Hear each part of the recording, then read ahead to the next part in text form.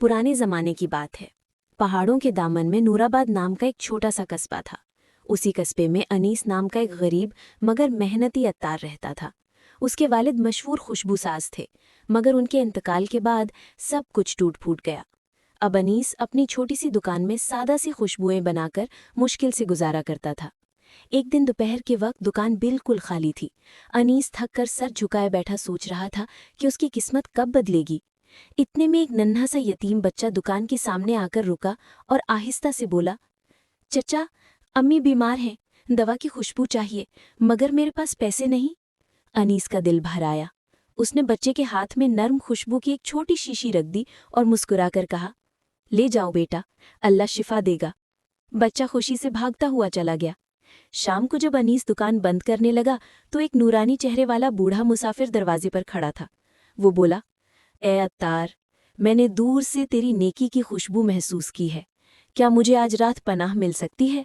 अनीस ने फौरन कहा, बाबा, ये दुकान भी आपकी है और ये दिल भी। रात खाने के वक्त मुसाफिर ने कहा, अनीस, नेकी कभी ज़ाया नहीं होती, तूने आज जो दिया है कल वो कई गुना होकर लौटेगा। अगली सुबह एक अजीब मंजर था। दुकान के बाहर पूरे मोहल्ले के लोग जमा थे। एक शख्स अंदर आकर घबराए हुए लहजे में बोला, अनीस भाई, वो कौन सी खुशबू थी? सारी गली उसी से महक रही है।